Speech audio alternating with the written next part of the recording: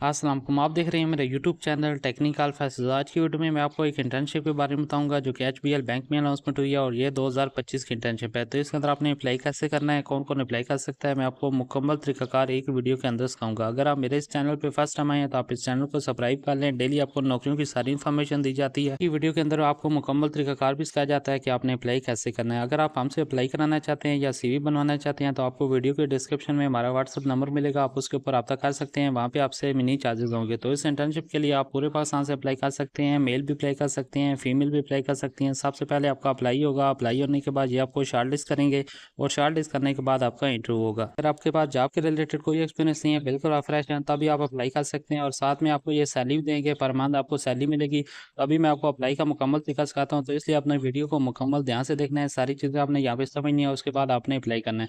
तो काफ़ी सारे कैंडिडेट होते हैं जो जल्दी में यहाँ पे वीडियो देखते हैं, अप्लाई का नहीं देखते, तो बाद में वो कमेंट में पूछ लेते हैं। तो जैसे कि आप स्क्रीन के ऊपर देख सकते हैं, ये इंटर्न 2024 की है, जिसके अंदर आपकी लास्ट डेट की बात करें तो 28 दिसंबर तक आपने अप्लाई करना होगा। इंटर्नशिप प्रोग्राम 2024 है और इसके अंदर मेल फीमेल दोनों अप्लाई कर सकते हैं।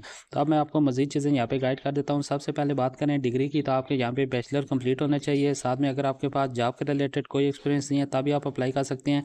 और इंटर्नशिप की बात करें तो आपकी स्टार्ट में 3 से 6 मंथ की होगी। तो आपको नीचे ऑप्शन मिलेगा अप्लाई नो, आप इसके ऊपर क्लिक कर देंगे। जब आप इसके ऊपर क्लिक करेंगे तो आपके सामने यहाँ पे सबसे पहले आपसे ईमेल मांगेगा। इस ईमेल के ऊपर आपको मेल भी आएगी और साथ में आपको कोड भी आएगा, वो कोड आपने लगाना होगा। तो मेल के ऊपर आपका कोड आया होगा, वहाँ से आपने कॉपी करना है, यहाँ पे आपने लगाना है। लगाने के बाद आप इसको वेरीफाइड करेंगे और वेरीफाइड करने के बाद आपके सामने एप्लीकेशन फॉर्म आ जाएगा, उस फॉर्म को आपने फिल करना है। तो आप जब यहाँ पे वेरीफाइड करेंगे तो ये थोड़ा सा लोड होगा, उसके बाद आपके सामने इस तरह इंटरफेस आएगा जहाँ पे आप देख सकते हैं प्रोजेक्ट इंटर्नशिप 2024 है। इसके लिए आपने अप्लाई करना है। सबसे पहले आपने यहाँ पे अपना नाम लिखना है, फर्स्ट नेम लिखना है, लास्ट नेम लिखना है। उसके बाद आपने यहाँ पे बात करें टाइटल अपना लिखना है। टाइटल लिखने के बाद नेक्स्ट मैं अभी आपको बताता हूँ आपने क्या लिखना है। तो ये चीज़ें आपने सही ध्यान से लिखनी है। अपना नाम जो आपका आईडी कार्ड के ऊपर होगा वो आपने यहाँ पे लिखना है, सही नाम लिखना है। साथ में अपने मोबाइल नंबर का लाजमी ख्याल रखना है। ईमेल एड्रेस आपने ठीक देनी है। तो काफ़ी सारे इस तरह कैंडिडेट होते हैं जो कि जल्दी में लिख देते हैं लेकिन उनको मेल वगैरह नहीं आती। तो इन चीज़ों का आपने ध्यान रखना है। तो टाइटल आपने यहाँ पे लिखे, उसके बाद नेक्स्ट चलते हैं। तो आपने अपना मोबाइल नंबर लिखना होगा, वो भी मैं अभी आपको दिखाता हूँ। उसके बाद चलें तो आपसे ये मोबाइल नंबर मांगेगा, वो मोबाइल नंबर आपने देना है जिसके ऊपर आपको कोड भी आएगा। साथ में आपको ये कॉल करेंगे, शॉर्टलिस्ट जब आपको करेंगे तो आपको ये बुलाएंगे। तो आपने यहाँ पे मोबाइल नंबर देना है। अगर आप दूसरा मोबाइल नंबर देना चाहते हैं तो आप दे सकते हैं।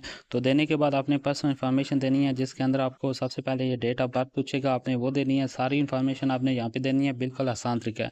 तो पर्सनल इन्फॉर्मेशन के अंदर आप यहाँ पे अपनी डेट ऑफ बर्थ लेंगे, जिसके अंदर आपने सबसे पहले मंथ बताना है। उसके बाद आपने यहाँ पे डे बताना है और साथ में आपने ईयर बताना है। तो ईयर बताने के बाद उस आईडी कार्ड के बारे में आपने यहाँ पे इन्फॉर्मेशन देनी है। आप इसके ऊपर क्लिक करेंगे तो छोटा सा फॉर्म आएगा। इस फॉर्म के अंदर सबसे पहले ये कंट्री पूछेगा, आपने पाकिस्तान को सिलेक्ट कर लेना है। उसके बाद आईडी टाइप आपने यहाँ पे आईडी कार्ड को सिलेक्ट कर लेना है। अगर पासपोर्ट से भी करना चाहें तो आप कर सकते हैं। उसके बाद आईडी कार्ड नंबर आपने यहाँ पे लिखना है। इशू डेट आपने लिखनी है, जो कि आईडी कार्ड के ऊपर आपकी डेट होगी वो आपने बतानी है, कब इशू हुआ था। इसकी एक्सपायरी डेट भी होती है, वो भी आपने देखनी है, वो आपने लाजमी बतानी है। तो बताने के बाद इस फॉर्म को आपने फिल करना है। उसके बाद नीचे ऑप्शन आएगा डन वाला, आपने डन के ऊपर क्लिक करना है। तो वो आपका यहाँ पे ये वाला फॉर्म भी फिल हो जाएगा। नेक्स्ट आप बैग आएंगे और बैग आने के बाद आपसे ये एजुकेशन के बारे में बताएगा। अभी मैं वो आपसे पूछेगा तो उसकी इन्फॉर्मेशन आपने देनी होगी। तो नेक्स्ट चलते हैं, मैं आपको बता देता हूँ। उसके बाद आप बैग आएंगे तो जेंडर के बारे में यहाँ से आप पूछेगा, मेल है फीमेल है वो आपने इसके अंदर बताना है। और बताने के बाद इसी तरह मैरिज स्टेट के बारे में बताना है, आप शादीशुदा हैं गैर शादीशुदा हैं वो आपने यहाँ पे सिलेक्ट करना है। सिलेक्ट करने के बाद इसी तरह आप बैग आएंगे और बैग आने के बाद मज़ीद इन्फॉर्मेशन आती है एजुकेशन के बारे में, उसके अंदर आपने क्या देना है वो अभी मैं आपको बताता हूँ। तो इसी तरह आपने डोमिसाइल के बारे में बता देना है। अगर आपका डोमिसाइल बना हुआ है, कौन से शहर से आप अप्लाई कर रहे हैं वो अपने बता देना है।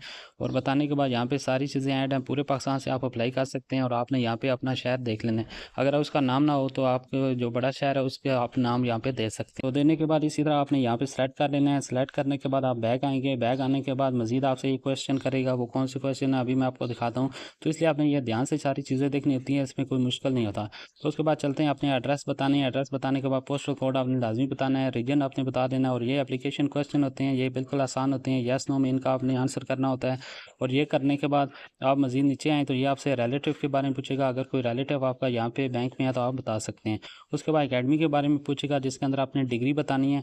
डिग्री के अंदर आपने क्या डिग्री ली है वो आपने बता देनी है। आपकी तालीम कौन सी है वो आपने बतानी है। मेजर सब्जेक्ट आपके कौन से थे वो आपने बताना है। इंस्टीट्यूट किससे आपने यहाँ पे स्टडी की है वो आपने बतानी है।